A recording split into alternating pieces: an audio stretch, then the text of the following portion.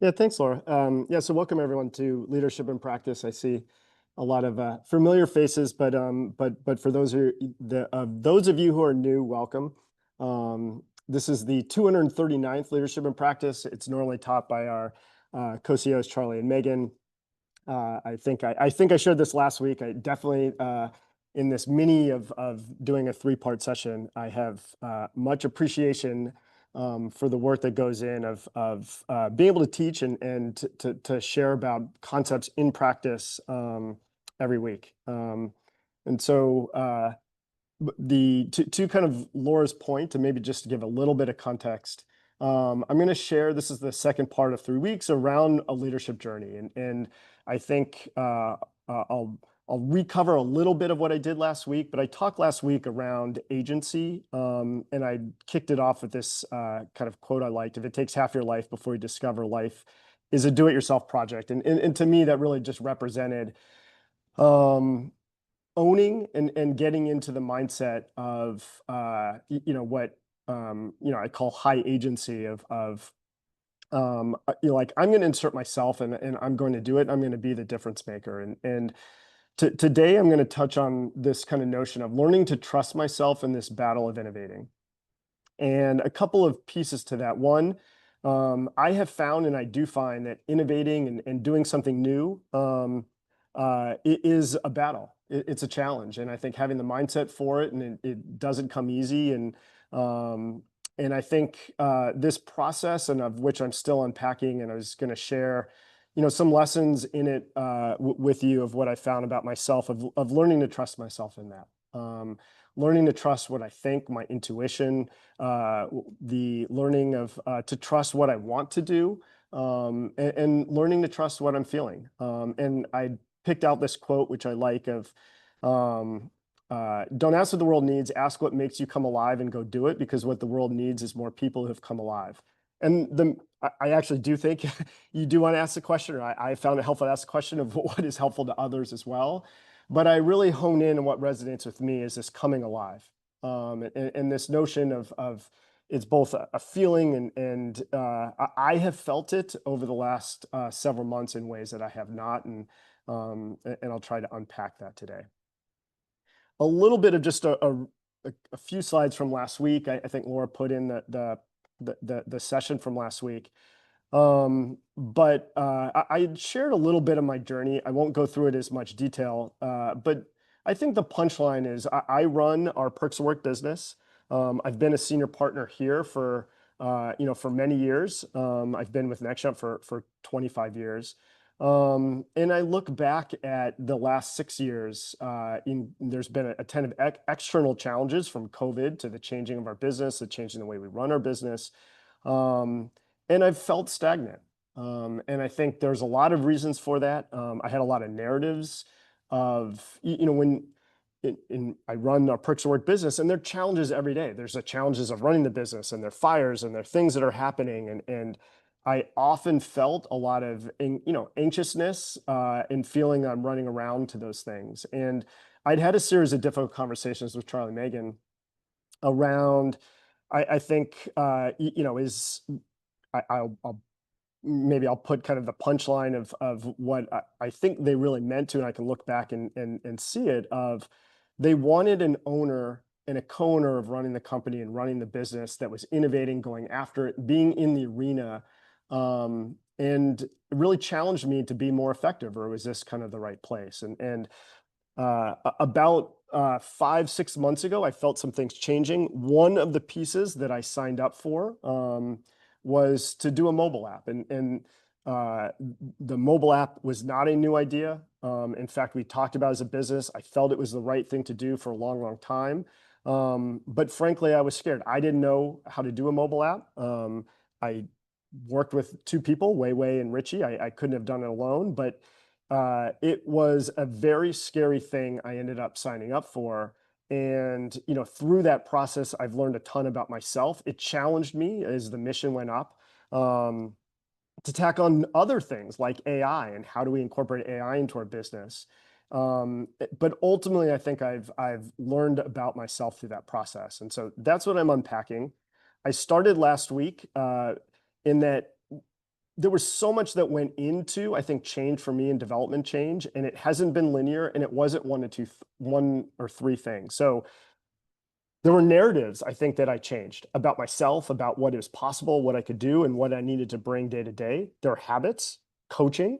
I've had coaching for years and years, people that are invested in me and the way I kind of engage in that and listen to that. The team, um, the mission, I kind of, as I talked to, I've kind of upgraded that project I think was helpful, and things that I dialed down.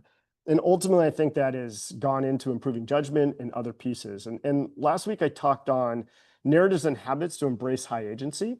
This week, I'm going to talk about habits to bring out and sharpen my intuition. Just a one-page recap from last week. If you're interested in more, you can encourage you to go back and listen to this. But I pulled out and highlighted this piece of continually generating new insights and execute on them.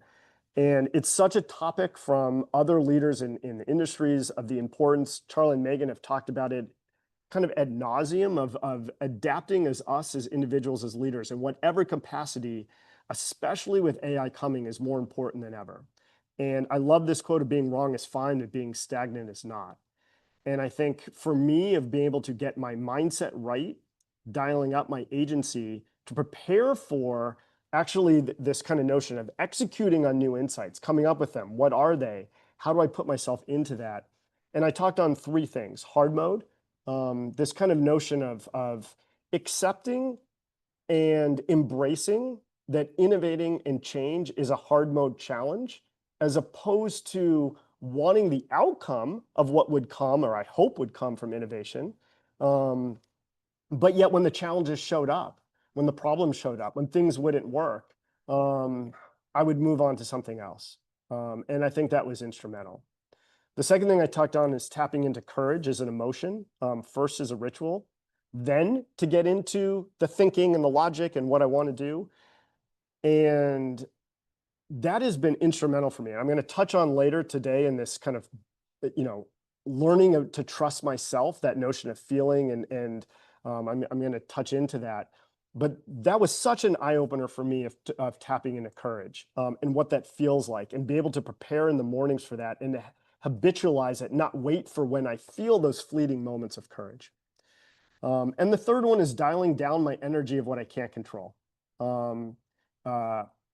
And I think I had shared I'm an optimistic person, but I do have negative thoughts, and I do have negative feelings, of fear, frustrations, other things like that. And I'll touch on them a bit more later, but I think being able to recognize them, not stuff them down, but also refocus the energy of what I can control, improving myself, going after the mission, improving the system. I think those three things have been crucial for me in terms of like my mindset, enabling me to go after innovation, and go after what I'm going to get into for this session, which is showing myself, showing my thoughts, showing my feelings, showing like my intuition.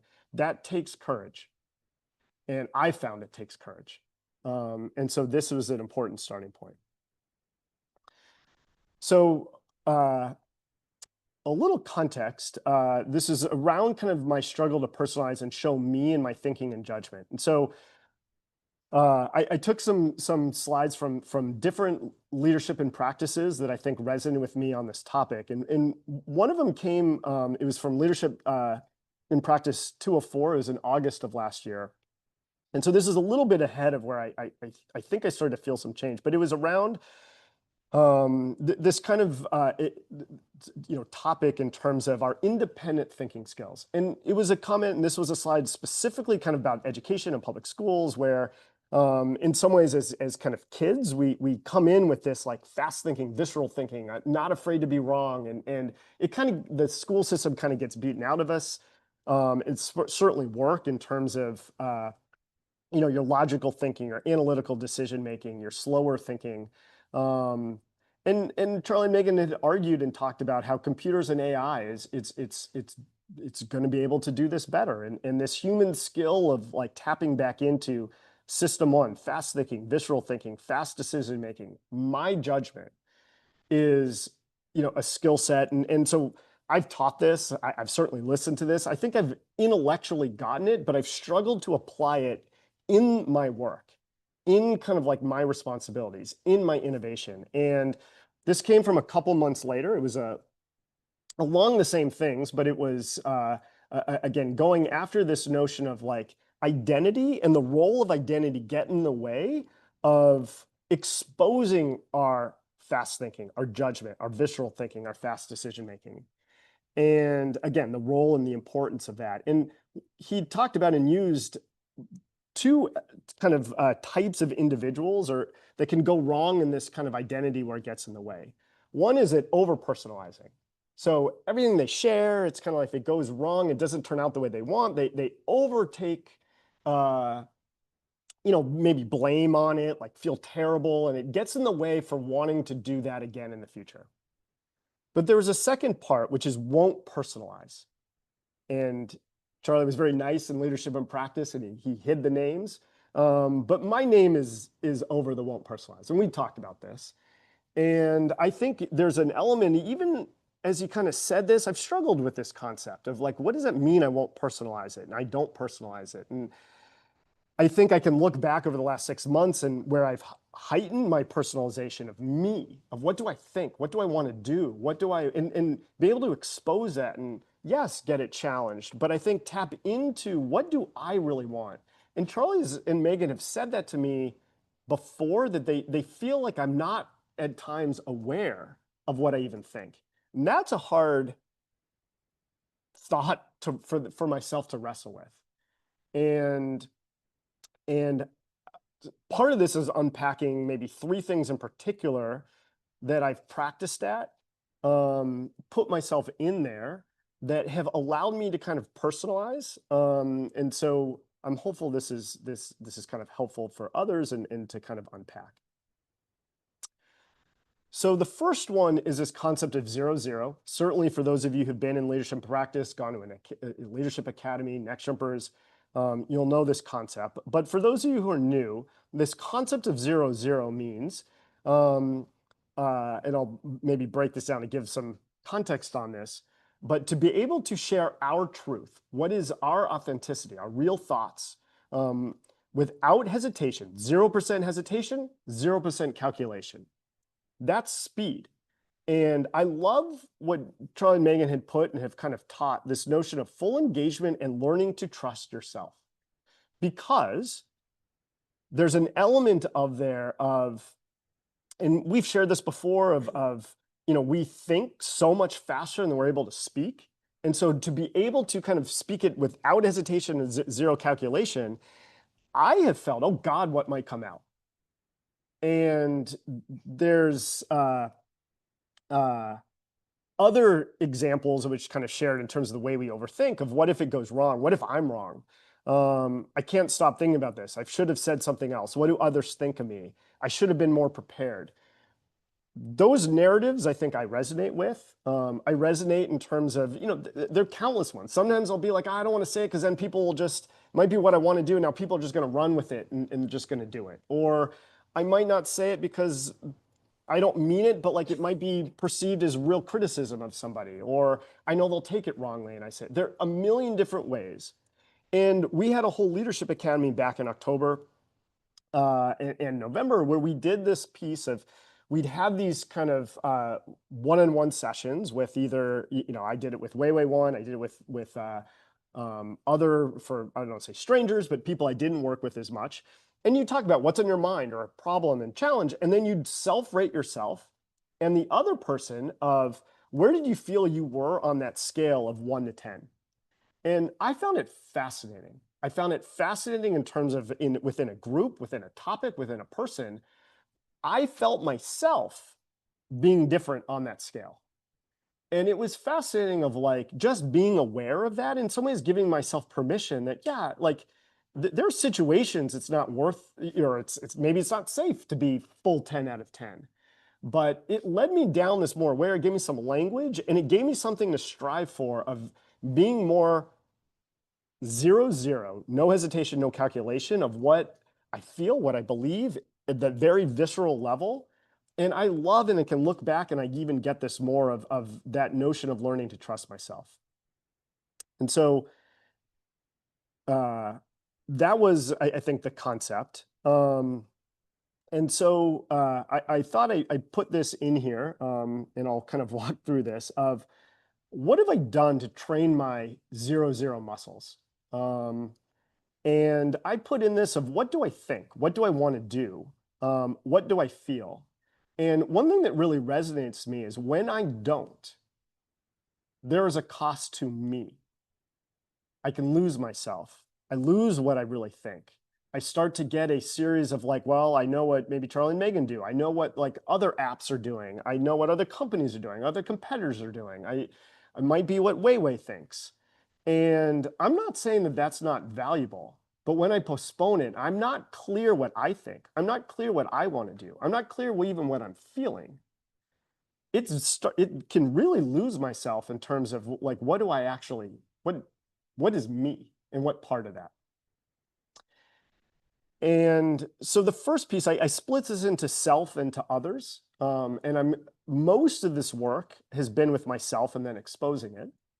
And I do want to comment for those of you who are newer to leadership and practice and on this, Charlie and Megan have taught this kind of concept of circles of safety. So where you feel kind of most safe and then you go kind of outer to it. And that's very real. I think there's a training part to this. But I think I've really challenged myself, and it's made sense as I've identified places that I'm less 0-0. I've challenged myself to push, maybe I'm a 7, maybe I'm a 5. I've pushed myself to go a little bit harder, go to a 6, go to an 8, something that's a bit out of my comfort zone in that. And I've seen it. I watched Charlie and Megan. We just had a whole film session, for those of you who came to the last first Thursday, and really neat documentary in terms of plastics, and the guys won Oscars, and we had a small dinner table. And I was intimidated. There was Megan, when it was kind of her term, you can feel the level of authenticity, the level of like, it was what she thinks, it was what she felt. It was like, she was, I mean, I don't want to put words in her mouth, but like what I felt was someone that was so much more authentic. And Charlie and Megan role model this, they've worked at it. And I've struggled with it, and certainly within situations. And so to that, what have I done that if it's kind of practices? So the first one's visceral draft. That's my step 2. So I'm going to explain that as part 2 of this. So I'll come back to that. But that's a deliberate practice of starting with something clean to get out what I viscerally think, want to do, etc. Another practice which has been helping me is try to explain another person's world. And that might be for Weiwei in terms of how our system works. It might be in terms of the way I'm just using some of the business one or perks of work pieces, parts of the perks of work business that I don't know. And it might be with Mike or Steve in terms of explaining in my own words how I think their world works. And if you try this, it can go really badly, like in the sense of you can sound and kind of tone wise, like you're so certain about how their world works. And you'll see, it'll just annoy the fuck out of people. But also there's a part of like taking my shot at being able to explain it. And it's really helped me think about and in fact practice a level of kind of putting my own thoughts and exposing it. And as I started to get muscles in this, you get real feedback back. No, Greg, that's actually not quite how it works. Yeah, actually, that's a really interesting way that you're explaining it. And it allowed me to have more real conversations. So that was a neat practice for me.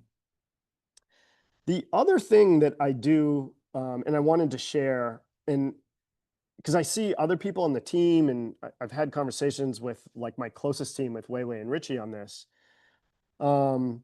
But to be able to put out my visceral, I've been using as a kind of a crutch word, the word thesis, the thesis of what I think is the problem, the thesis of what I want to do. And what it has allowed me to do as a crutch is it's given me permission myself to viscerally just kind of just go, even if I'm not quite sure what's in my head. And then you kind of have to unpack that. But I think it also signals to the other person that I'm saying this. It's kind of what I believe, but it's a thesis, and I'm not sure if it's quite true. And I've dialed down this kind of notion of like, say it could be anything. It could be like, okay, um, there's, yesterday it came in that we got um, uh, doesn't even matter, but we're considering changing our payment processor in our business, and that's a big cost and big expense, and there's a big ramification of doing that. So I get this proposal, I look at it. My first instinct is, I need more time to go look at that. I need to get into the details later. I'm not sure, and I don't necessarily want to put this out there to others when I could be way wrong and it has big implications to the business. And that's just an example where I'm like, no, I'm going to put out my point of view, what my thesis is of what we should do.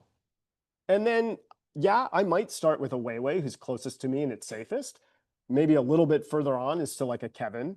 But that's enabled me in some ways to get my visceral point of view out faster. And it has really earned me confidence that it's not better later necessarily. And I pick up so many data points of people's visceral reactions right back of like, ooh, I don't know. I can see it in their face. Even as I say it to myself, I'm like, oh, I don't know. Or yeah, that makes sense. And it forces me to think about why.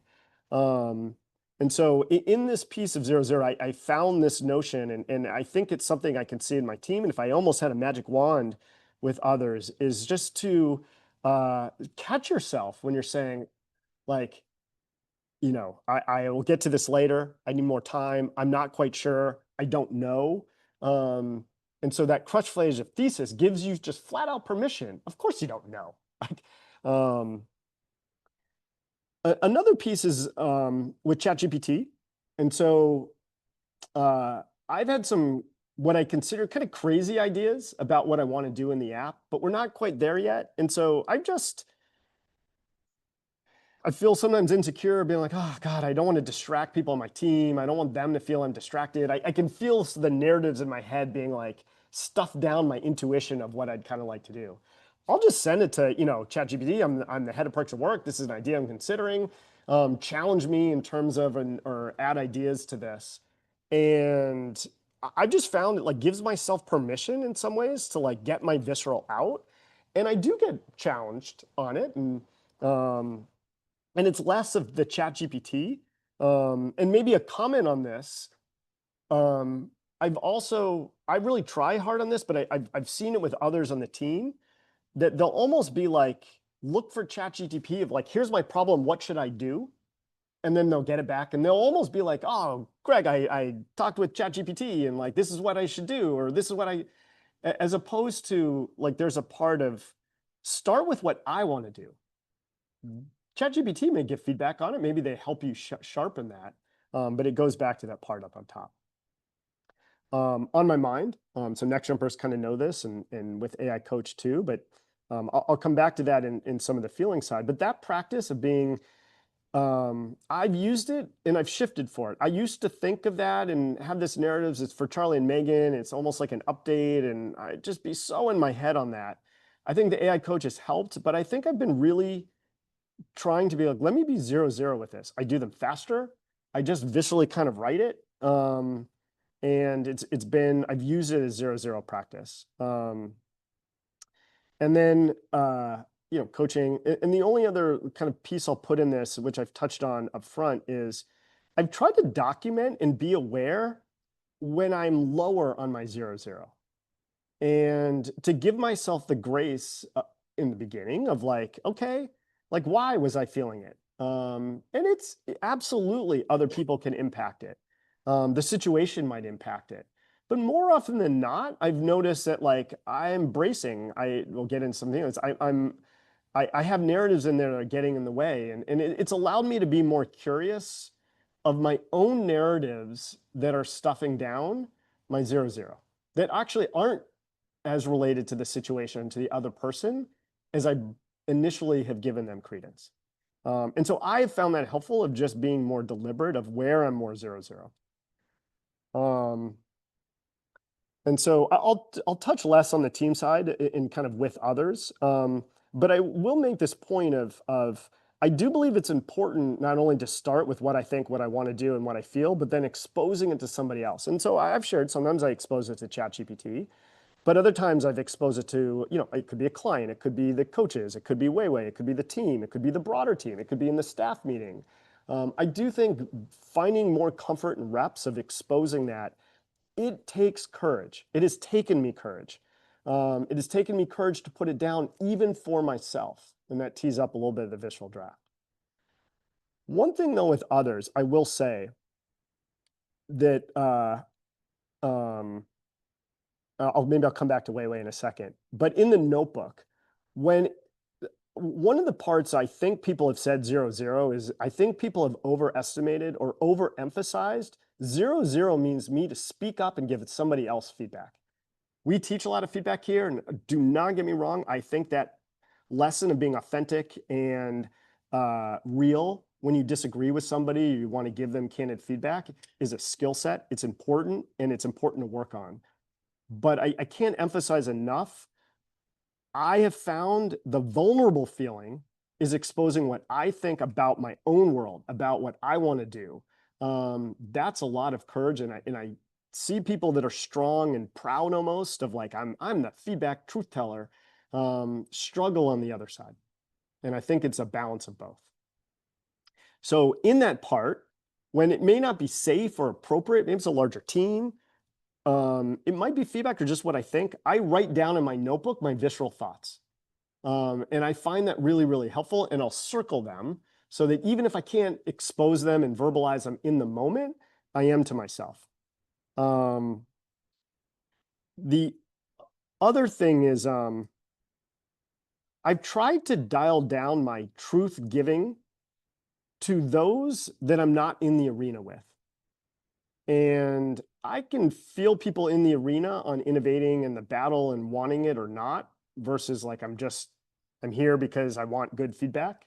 And I'm learning just to dial down kind of my truth giving in that to those I'm in the arena with.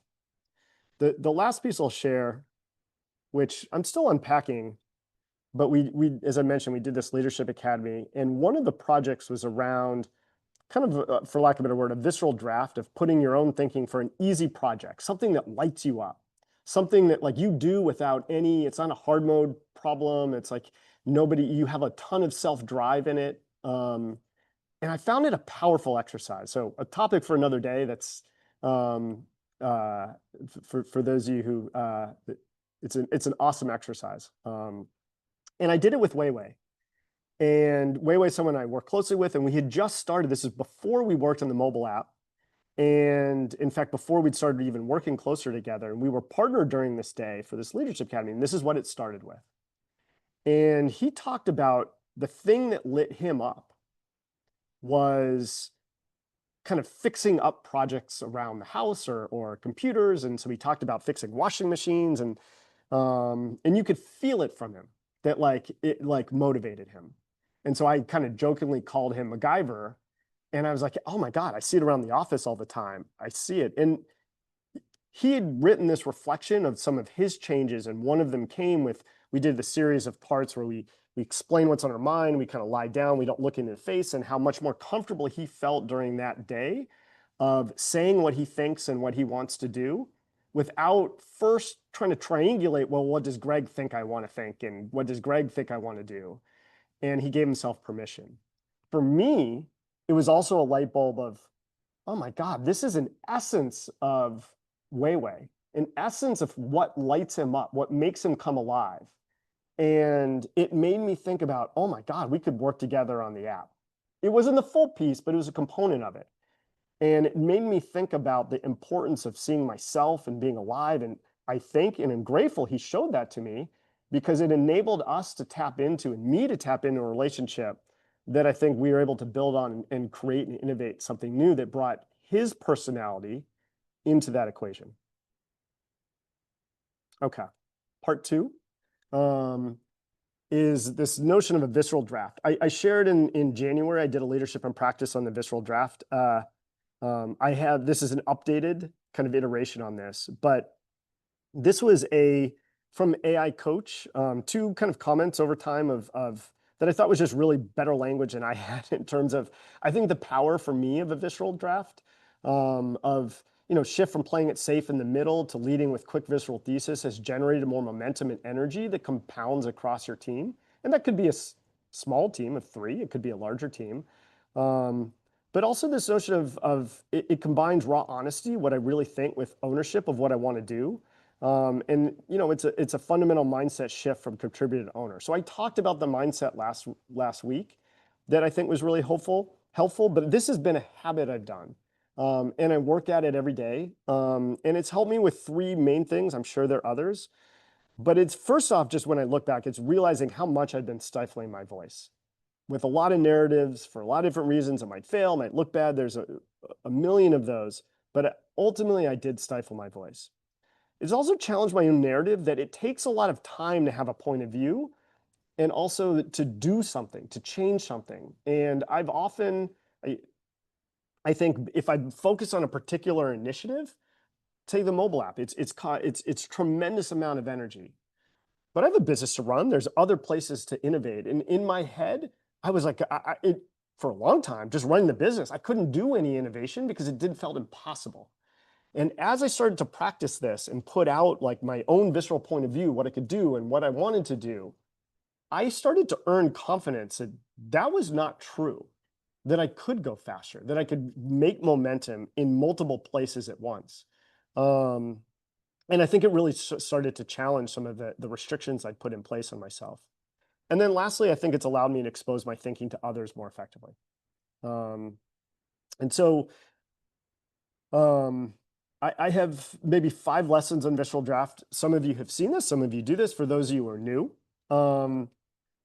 I put some visual examples here. I often start with a sheet of paper.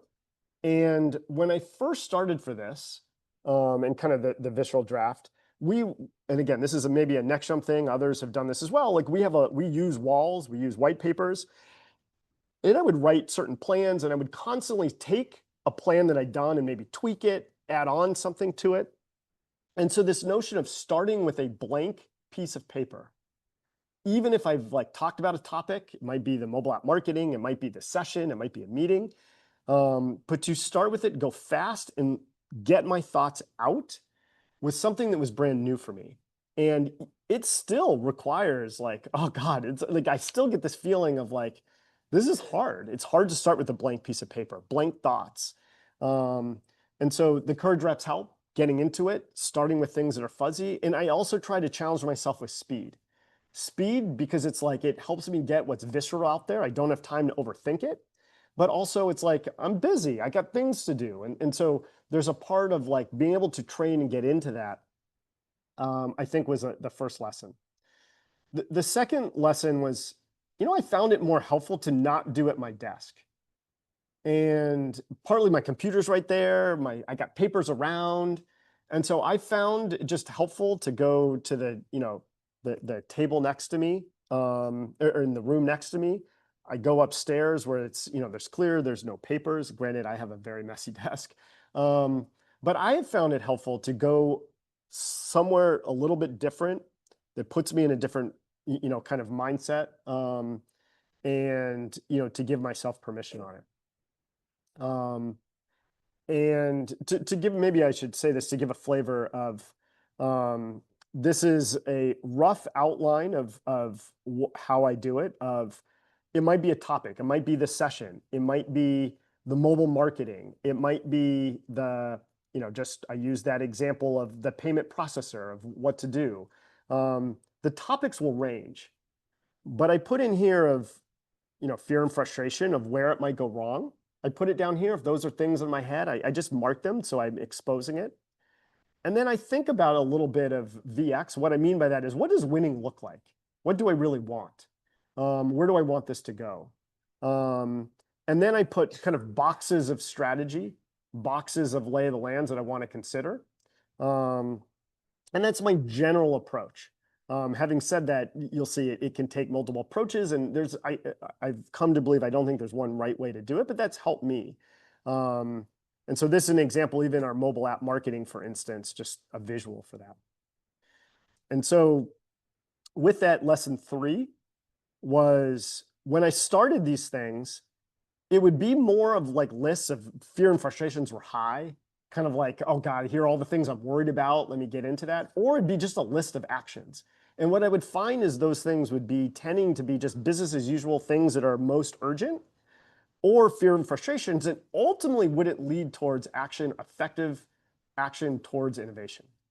And so I really would lean into the VX and winning, and this is hard. This is without question.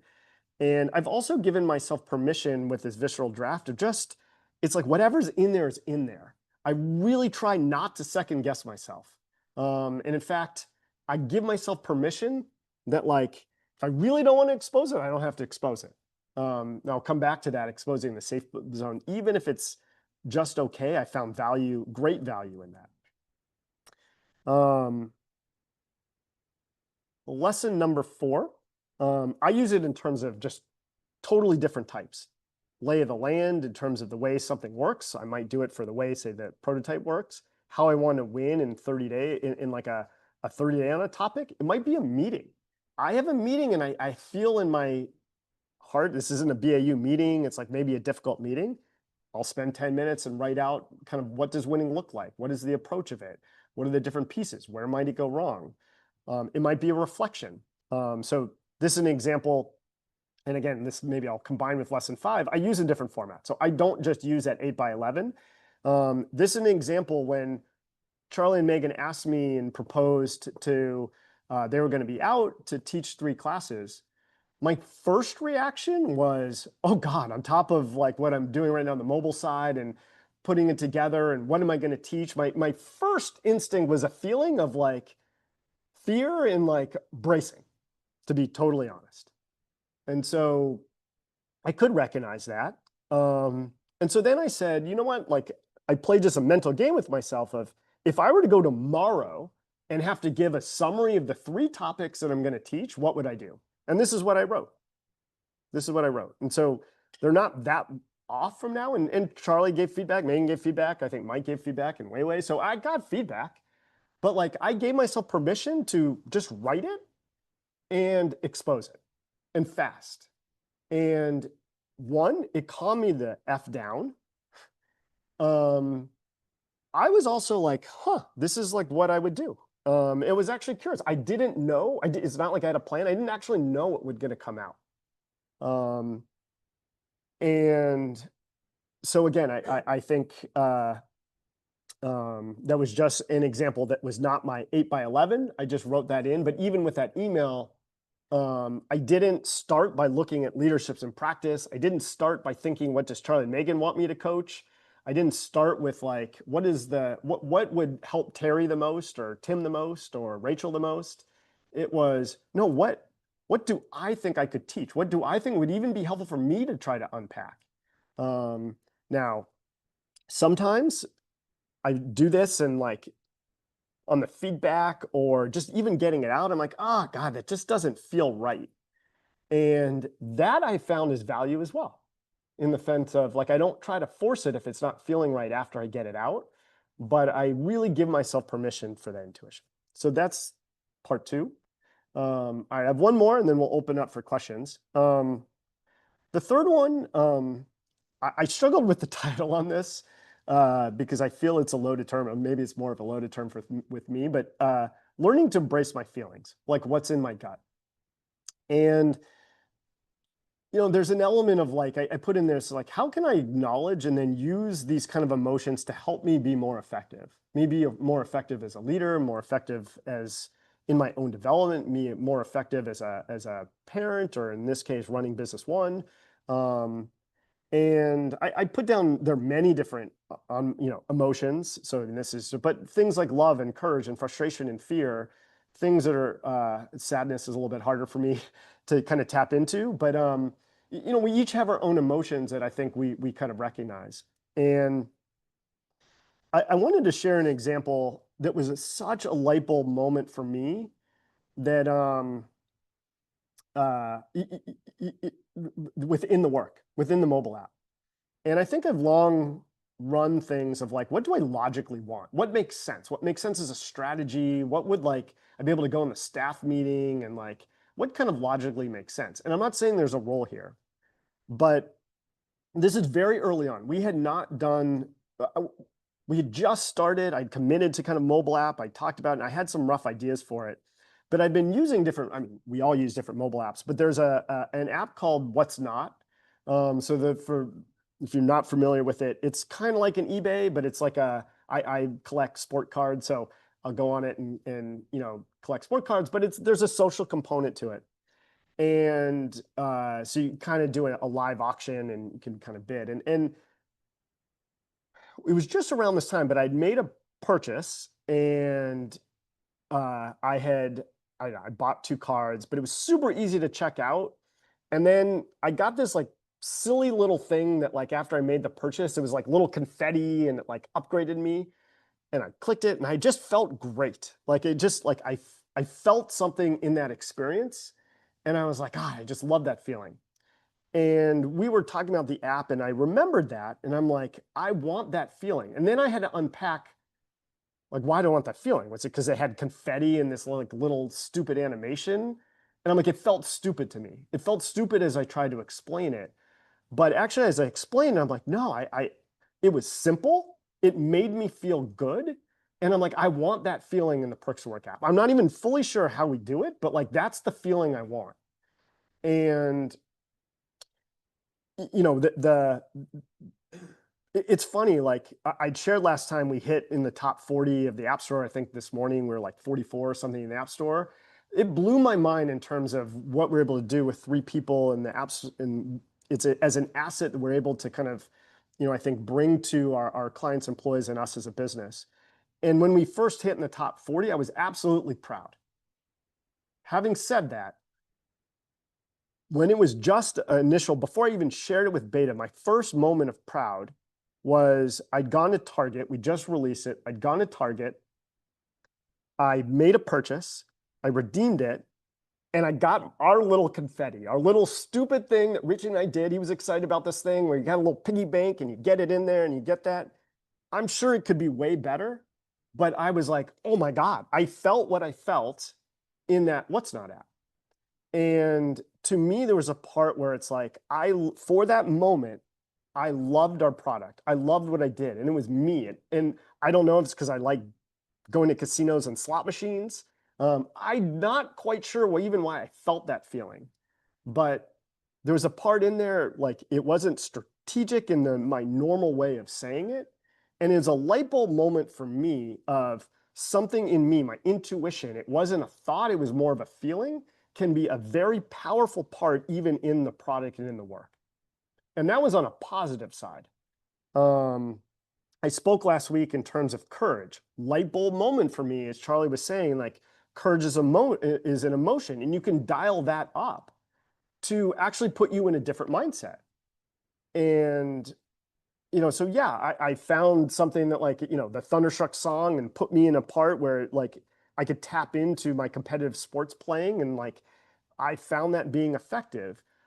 But that notion that like I can create and foster an emotion that puts me in a mindset that when I take on hard challenges, I'm less anxious, I'm less bracing, was so powerful to me in terms of that like you could conjure that up. It was so counterintuitive to me. And this third one, which I've talked with, and Richard Mason had emailed me, and we've talked about with others, I touched on this, is frustration and fear.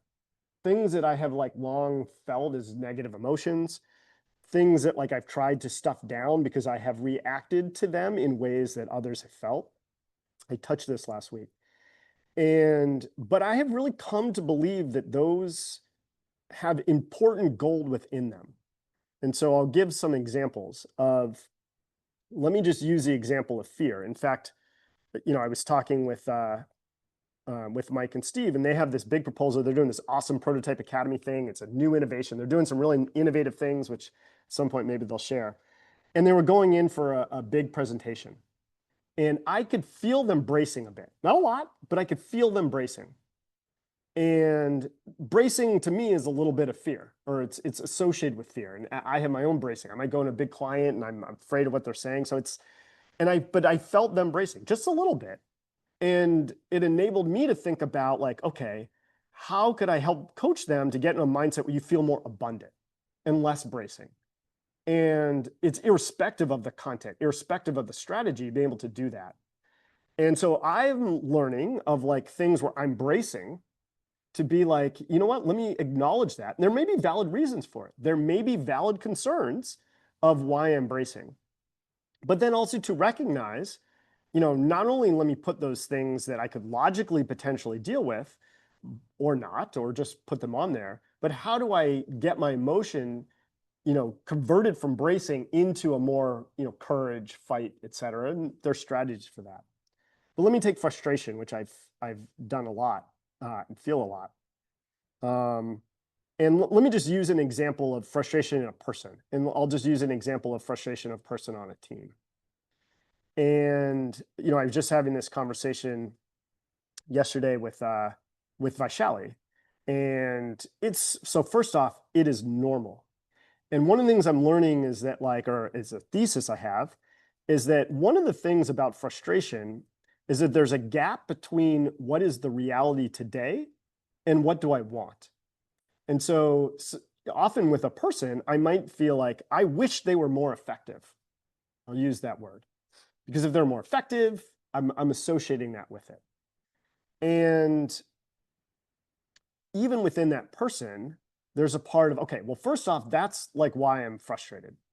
And there may be other pieces. I may be frustrated with the situation. There are frustrations that and I might have bracing in there, fear that maybe I should do this. There's a lot of different narratives, but I'll stick with the frustration.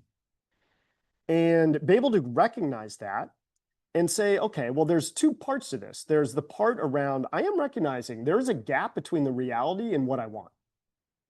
And that's something that I can take that frustration and use it as fuel to take on change. But then what does that change mean? And the things that I can control might be, I put two levers. I'm sure there's more, a combination. Maybe I can improve the system. Maybe I can improve the system so if that person is the exact same, they don't upgrade, they're more effective. I can also potentially improve my ability to coach, my ability to influence, and that may lead them to be more effective. And again, there's a part in there that each of us, I believe, in kind of our own ability to kind of want self-growth and be able to kind of upgrade and be more effective. But those are things I can control. And so I'm learning in some ways of in that notion of kind of the frustration is to kind of acknowledge it and then again, channel it back into, ways that I can innovate and improve on things that I can control. And so that were in some ways the kind of the three habits that I feel I've worked at and I think have made a difference for me of bringing out and sharpening kind of me and my intuition and bringing that to to life. And going back to that very first quote, I think there are pieces of that equate with feeling alive. And I was having this discussion with Steve, and he was sharing of he works with other leaders, and I work with other leaders, and kind of in other clients that are leaders within the HR space or leaders within the company. And more often than not, you can just feel people that don't feel like they're going from fire to fire. They're going to, they're bracing. They feel stagnant. It's what I felt. And, to feel that moments of feeling alive, feeling kind of myself and understanding myself, it's something that is really fueling me to, bake that in more deliberately, to be able to go after things that I'm uncomfortable with that require beginner's mindset. And hopefully that helps with others. And so next week, we'll take some questions, but next week we're going to talk about more the strategy, the habits, the preparation that goes into building momentum. And so that's now really getting into, the work part of things and some pieces that I felt have helped.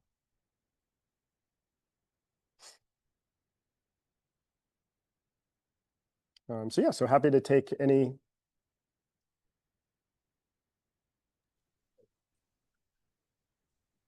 Hey, Greg, this is more of like a tactical question, but kind of in your visceral drafting, this might be oversimplifying, but it seems like your approach is to kind of like almost take an opportunity to visceral draft anything so that you're repping what do I think, what do I feel, what is going through my brain and making sense of that.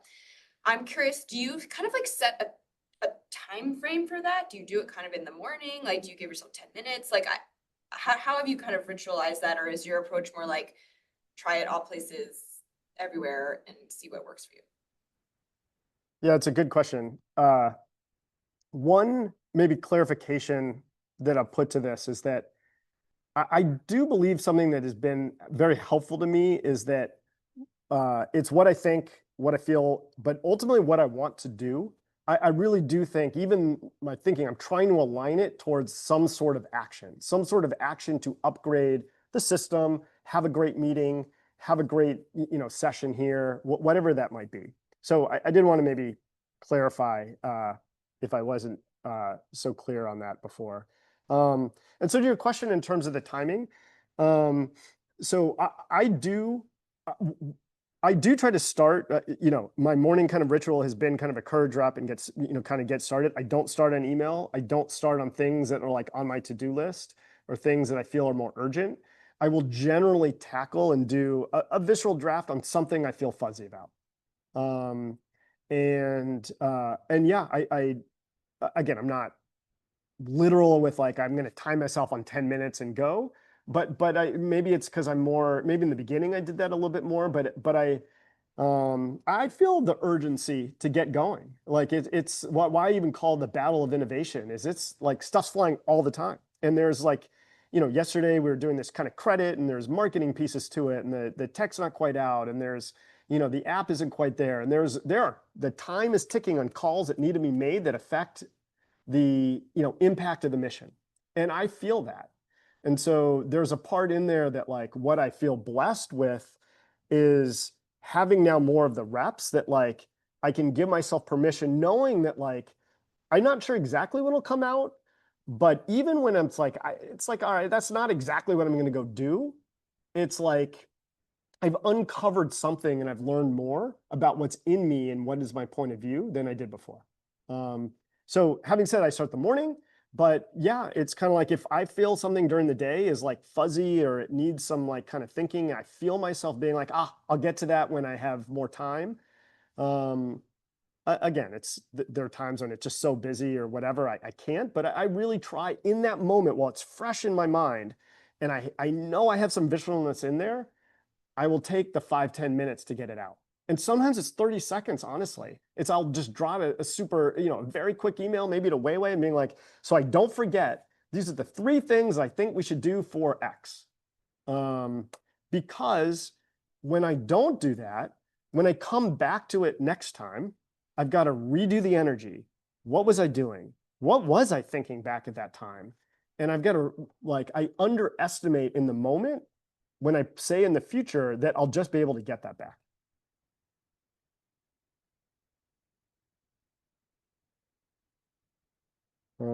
Some good questions here. All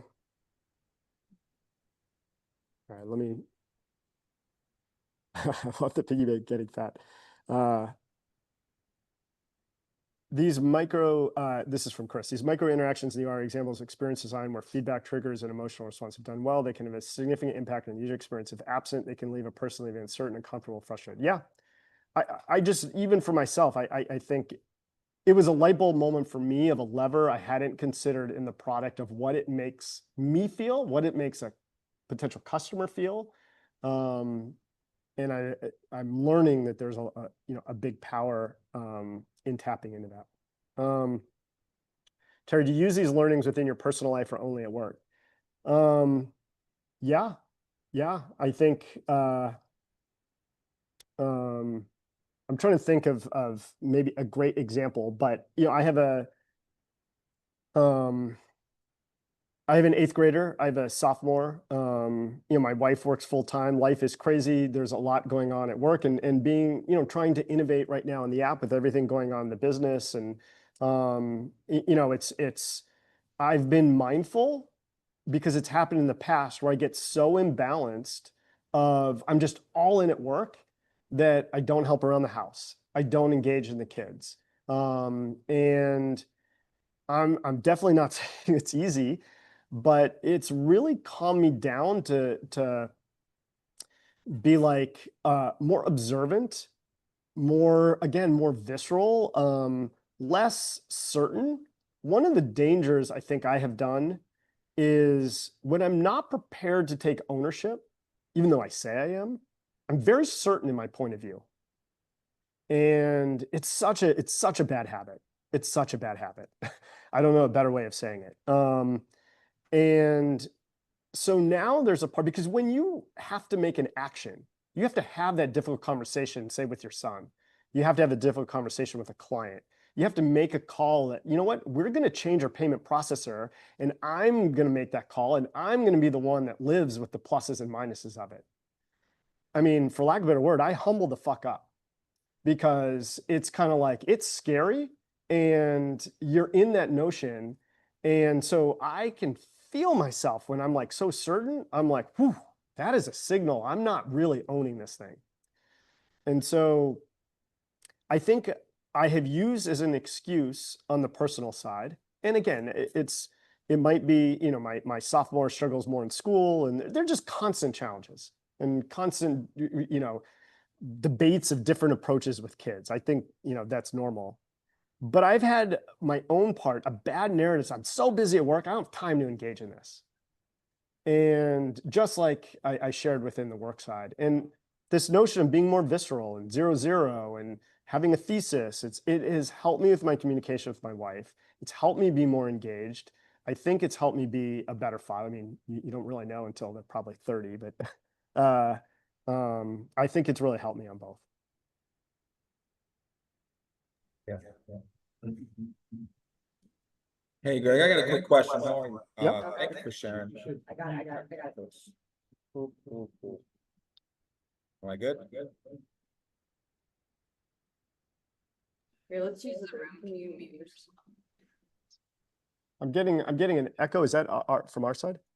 Okay, we should be good now. All right. Okay. Yep. So, first of all, thanks for sharing. I really want to jump in and ask you, what was your VX 5 months ago, at the beginning of, you know, when you decided to take on this initiative of creating the app versus, you know, how did that change once you released the app? And where do you see your VX going as you move forward with the app, right? Just applying the context that our VX is a, you know, a moving thing in a Garden of Eden that we continue to chase. I just want to understand your kind of understanding to how you receive that. You know, you've reached it, and now you're continuing momentum and growing momentum. You can just uncover that a little bit, please. And just so are you asking about kind of VX of the mobile app? Is that like yeah. Specifically Yeah. mobile app, yeah. Yeah, no, it's a great question. You know what's interesting? It's like I haven't had a problem in the past of like a VX. I'll have a placeholder. I really want to do this. My problem has been going and executing and like not, you know, committing to the process to going and making it come alive. That's been my main problem. Now, having said that, I think as it unfolded, I've learned to gate things, and we'll get this maybe tease up for next week of building momentum. And there are parts that have come out now that it's up. Like I put, for instance, like you know, this is a bit more actionable. I wanted like as a VX to kind of start a companion app that was much simpler to use.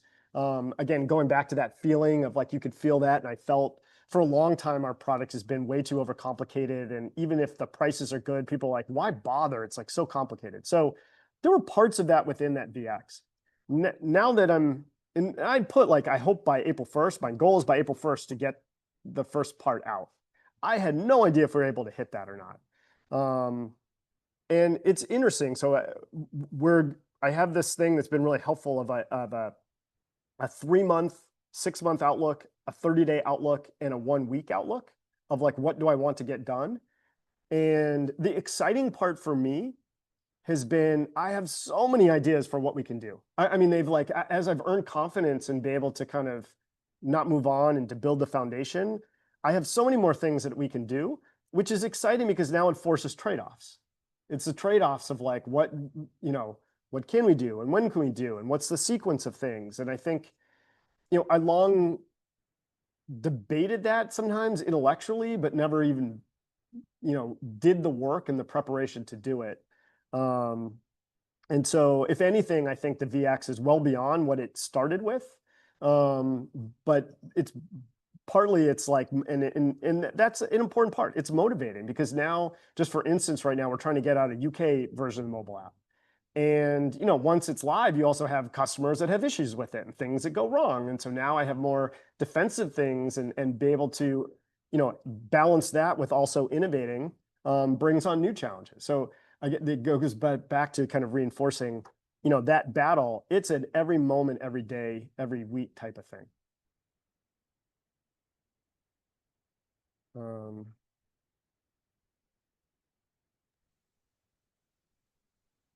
Hey, Greg, I put it in the chat. That was cool. The whole thing was good today, Greg. But at the beginning, you said you kind of personalized, like you hadn't personalized things, and that you kind of learned to personalize in I guess, a more effective way. Like, can you expand on that? What did you? Yeah, I mean, to me, it's kind of that three aspects of just being more visceral and work at what do I think. What am I thinking that I want to do? What do I want to do? And the example, even like with the mobile app of like that feeling that I wanted, that was giving myself permission that was like, that was what I wanted. That wasn't like what I read in a X post of like good mobile apps have a, after you purchase a confetti that runs down that like is what, you need to do. A good mobile app has, X, Y, or Z. And so, and I'm not saying I didn't look at that, but I feel before it's like I could logically be like, okay, these are the three things that a good mobile app has to do. And I think I just lean into like, no, what do I want? What do I want the experience to be? What do I want it to feel when I use it? And yeah, it does matter to me that other people feel that, but it's this notion of even taking the, I'll just again, I'll use another more tactical one that just came up yesterday in that payment processor. There's a piece of me that like kind of emotionally at first would be like, oh my God, I'm handling so many things right now. I would love just for instinct, I would love just Kevin to handle the payment processing and what we should do with that.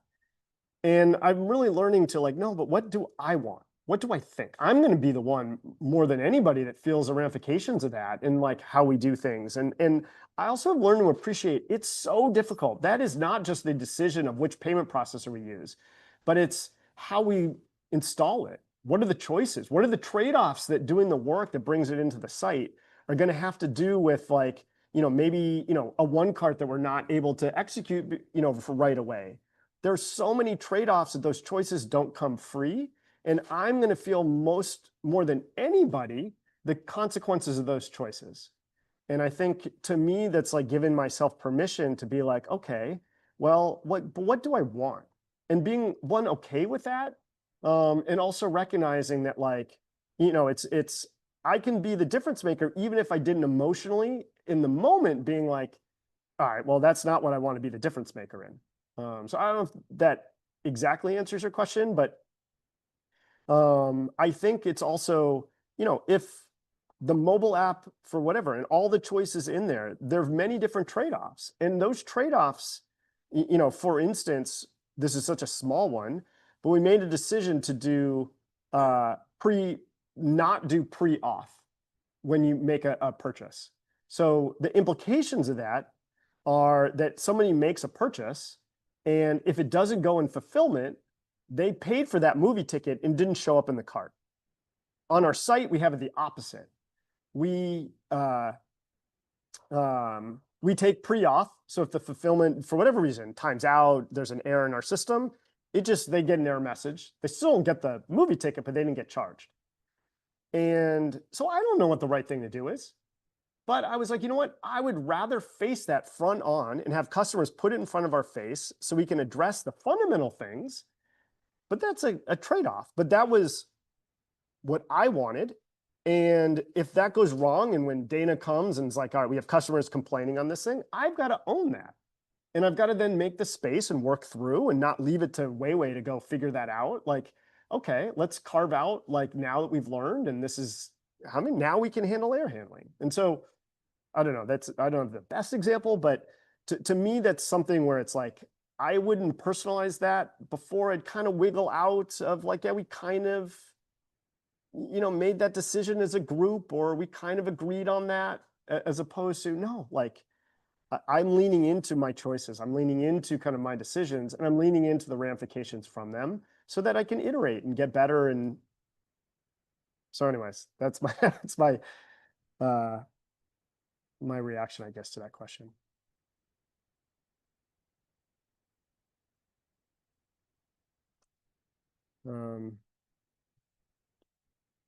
Just reading Could you hear me, Greg? Could you hear me? I have a quick question. Is it coming through on the Zoom? No, I know Greg could hear me. I'm asking if everyone else could hear me. Yes, okay.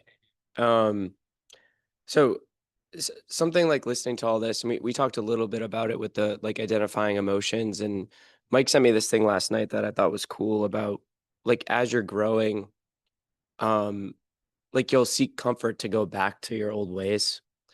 And my thinking on for you and then for anyone is like you've built this awareness of your emotions, and I feel like your emotions are a good indicator when you want to go back to that comfort of your old ways. So you've talked a lot about like the habits you've built, the narratives you have now.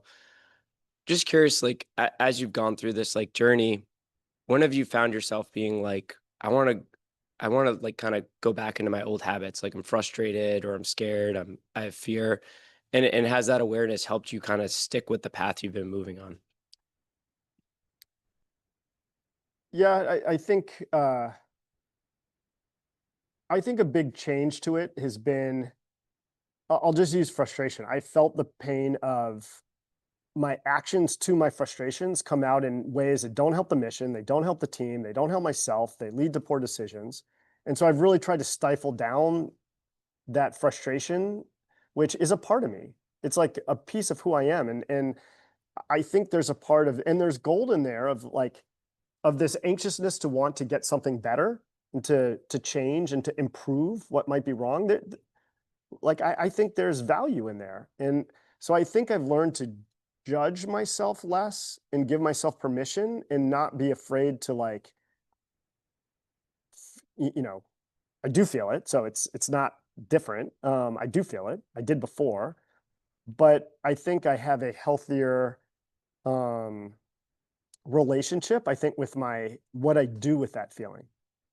And so, and I think that's been what has changed. And so I've learned to give myself permission of like, they're not bad. It's not a bad emotion.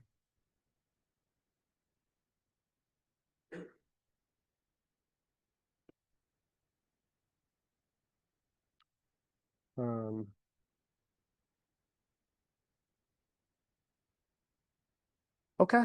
Yeah, well, thank you, everyone. Phil, maybe just to end with this, I'll tee up next time. In terms of, in fact, I have it here, and some of the building momentum. So just some things that I'm going to talk on next week are this notion of a 1-1-all, just an approach of, I think, of building momentum and I think, innovating. That I think is, Charlie and Megan have long taught. I think I'm getting it in ways and applying it in ways that I think I've really started to understand and appreciate. Another one is this kind of 1 week, 1 month, 3 month practice, which is, it's being able to kind of differentiate and maybe bridge the gap between this visceral draft, just getting my initial thinking, what I want to do, into the actual execution. And I think there's a piece of, so often I'm challenged. I see it, we're all probably challenged, but there's so much happening that like we're constantly so easy to go after the urgent. And so how do you balance the urgent versus the important? Because the urgent matters, to be alert, seeing what's happened, adjusting the data points, but also going after the important has been such a challenge for me. And so anyways, those are the topics that we'll touch on next week. But yeah, thank you, everyone.